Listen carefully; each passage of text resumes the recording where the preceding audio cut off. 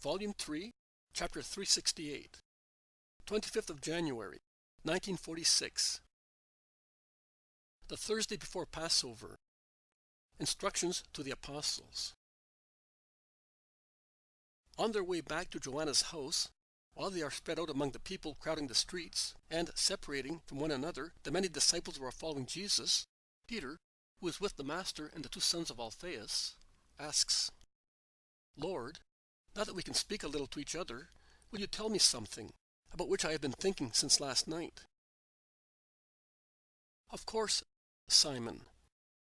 Tell me, and I will answer you. Since last night I have been thinking about the great grace that you grant John at Antigoniya. You know, it's really a great grace. Something unique. Granted to him only. And yet, Syntyche also deserves as much. And there are many good people who would deserve to see you, but they only see you when they are close to you. For instance, what a comfort it would have been to us when you sent us out into the world. And there have been times when a word of yours would have cleared up doubtful points for us. But you never appear to us. Why this difference? In conclusion, my dear Simon, are you perhaps a little jealous?" "No, but—" "Well, I would like to know three things. Why is it granted to John of Endor? Whether it is granted to him only? And whether one day it should happen to us as well, for instance, to me, to see you miraculously and be informed by you how I should behave?" And this is my reply. The grace is granted to John because he is a most willing spirit, but he, because of his past adventures, has some weaknesses, which are more physical than anything else, and might spoil the edifice of his elevation to God, which he built. See, my dear friend, our past, which has been upon us for a long time, like a deeply rooted crust, not only cuts indelible signs, but leaves also everlasting inclinations in every man. Look, for instance, at that little house built at the foot of the mountain. The water which runs down the mountainside when it rains has slowly penetrated into it. At present there is warm sunshine, which will last for months. But the mold that has penetrated the mortar will always be present like blotches of leprosy. The house has been abandoned because it has been declared infected. In more severe days, the house would have been demolished completely, according to the law. Why did such a disaster happen to the poor house? Because its owners did not have little ditches dug around it to prevent water from stagnating at its foundations and to keep away from the side facing the mountain the water descending from it.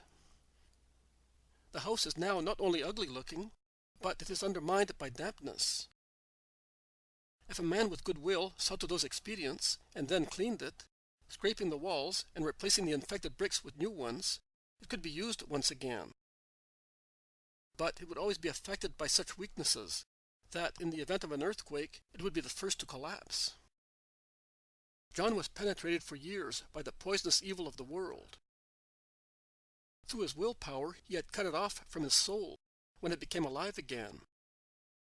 But there are weaknesses still left, hidden in his flesh, in his inferior part. His spirit is strong, but his body is weak, and the flesh causes storms when its incentives link up with the elements of the world, capable of shaking one's ego. John, how many particles of his past have been removed by what happened? I help his resistance, his purification, his victory over his resurgent past. I give solace to his too bitter suffering, as best I can, because he deserves it. Because it is just to help the holy will when all the wickedness of the world attacks it. Are you convinced? Yes, Master, I am. And do you appear to him only?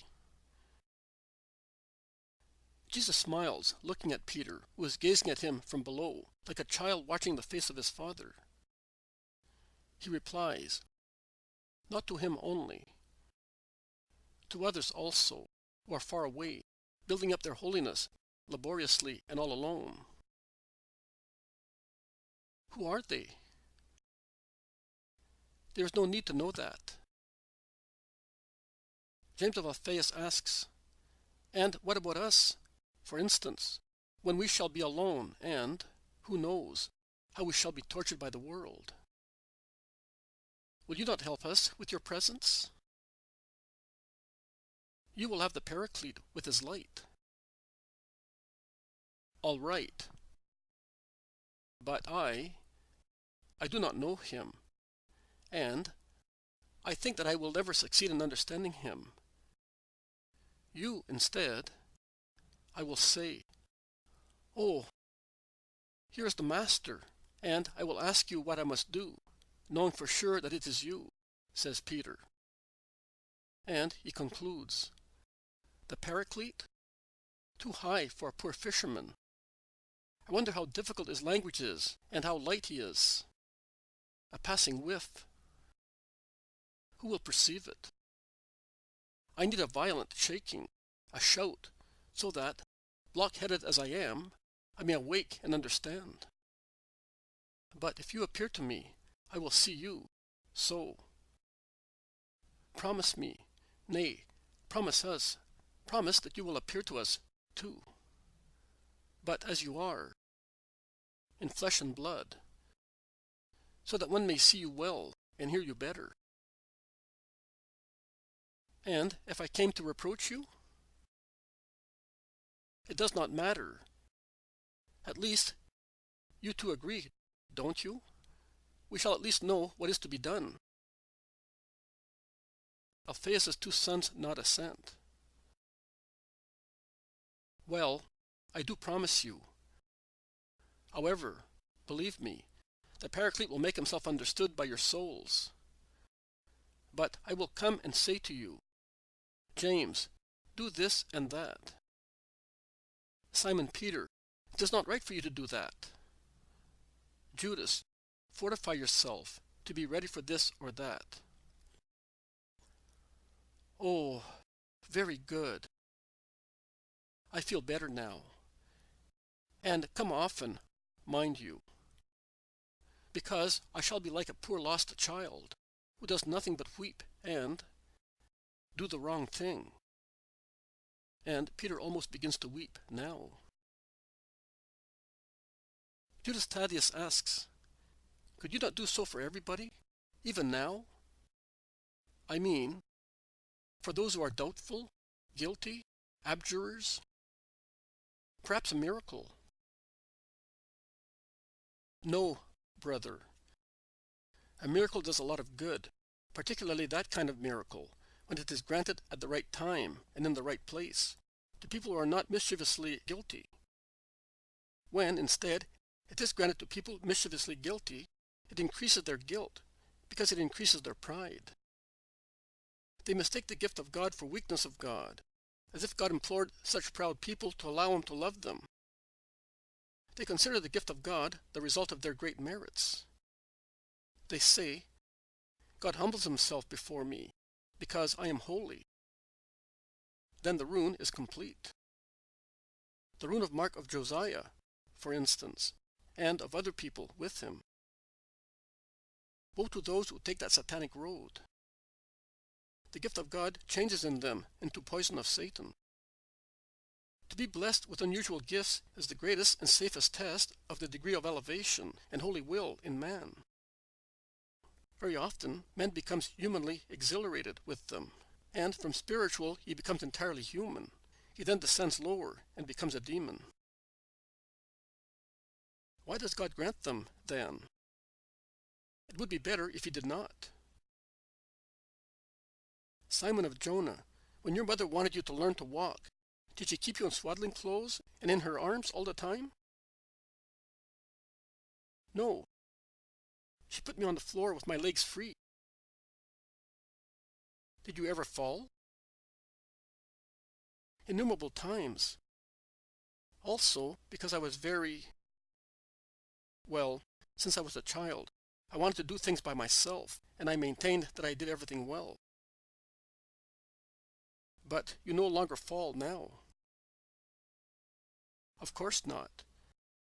Now I know that it is dangerous to climb on the back of a chair, that it is wrong to make use of rain pipes to descend from the roof to the ground, and that it would be foolish to try to fly from the fig tree into the house, just like a bird. But when a child, I did not know.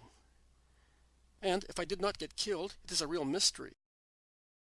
But little by little, I learned to make the right use of my legs and also of my brains.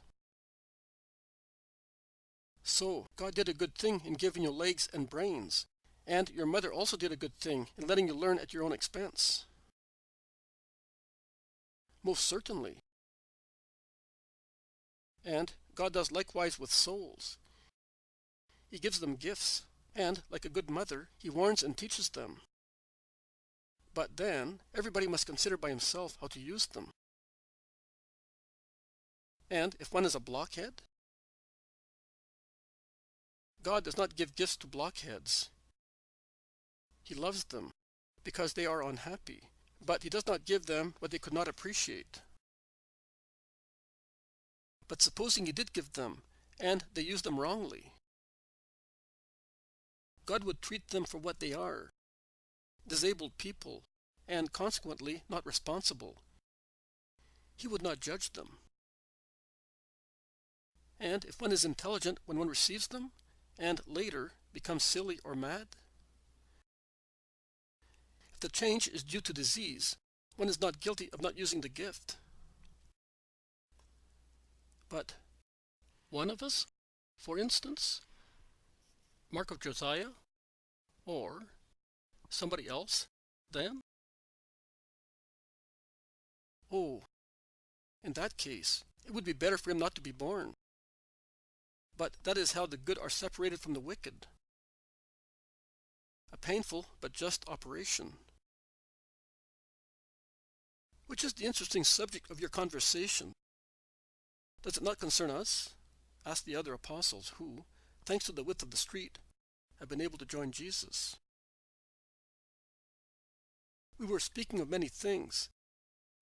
Jesus told me a parable on the leprosy of houses. I will repeat it to you later, replies Peter. What superstition, however, really worthy of those days? Walls are not affected by leprosy. Foolish ancient people applied animal characteristics to clothes and walls. Absurd theories which make us ridiculous, remarks the Iscariot, displaying his learning. Not quite as you say, Judas. Under an apparent fiction, suited to the mentality of those days, they achieved an important scope, which corresponded to holy foresight. Just like many other precepts of old Israel. Precepts safeguarding the health of the people. It is the duty of legislators to keep people healthy. It honors and serves God, because people are creatures of God. Therefore, they are not to be neglected, as we do not neglect animals and plants. It is true that houses that are called leprous do not have the physical disease of leprosy, but they have position and construction faults, which make them unhealthy and are revealed by stains called leprosy of the walls. In the long run, they are not only unhealthy for man, but they become dangerous because they can easily fall. Thus, the law prescribes what is right and orders the houses to be abandoned and restored and even to be pulled down, if after being repaired, they still show signs of the disease. Oh, what harm can a little dampness do? It can be dried with braziers. Then the dampness will not show exteriorly. The dampness will grow in depth and corrode, and one fine day the house will collapse, burying those who are in it. Judas, Judas, it is better to be exceedingly watchful than imprudent. I am not a house. You are the house of your soul. Do not let evil filter into your house and crush it to pieces. Watch over the safety of your soul. You must all be watchful. I will watch, Master. But tell me the truth. Have my mother's words made a deep impression on you? She is ill. She imagines things. I must have her treated. Cure her for me, Master. I will comfort her. But you are the only one who can cure her, relieving her anxiety. She is anxious about nothing. Believe me, Lord. Better so, Judas. Better so. But try to remove her anxiety completely through a more and more just behavior. If it is there must be a reason for it. Cancel the very memory of it, and your mother and I will bless you. Master, are you afraid that I should come to terms with Mark of Josiah? I am afraid of nothing. Ah, good, because I was really trying to convince him, and I think it was my duty to do so. No one does it. But I am zealous for souls. I really am. Be careful that no harm befalls you, says Peter, good-naturedly. What do you mean? Asks Judas aggressively. Just this. To handle what is burning, you must use something which is fireproof. What, in our case? What? Great holiness. And I have none, have I? Neither you, nor I, nor anyone among us. So, we might burn ourselves and be left with scorch marks. So, who will take care of souls? The Master, for the time being. Later, when we have the means to do so, according to his promise, we will. But I want to do so now. One never works too early for the Lord. Yes, I think that you are right. But the first work for the Lord is to be done within ourselves. To go preaching holiness to other people before preaching it to ourselves is... You are selfish. Not at all. Yes, you are. No, I'm not. The dispute begins. Jesus intervenes. Most of what Peter says is right. There is also some truth in what you say, because preaching is to be based on facts. So you must sanctify yourselves in order to be able to say, do what I do because it is right. And that corroborates what Peter says. But to work on other souls also helps to perfect our own, because we are compelled to improve ourselves, lest those to be converted should criticize us. But here we are at Joanna's house. Let us go in and enjoy being among workers of the Lord and preach through facts future times.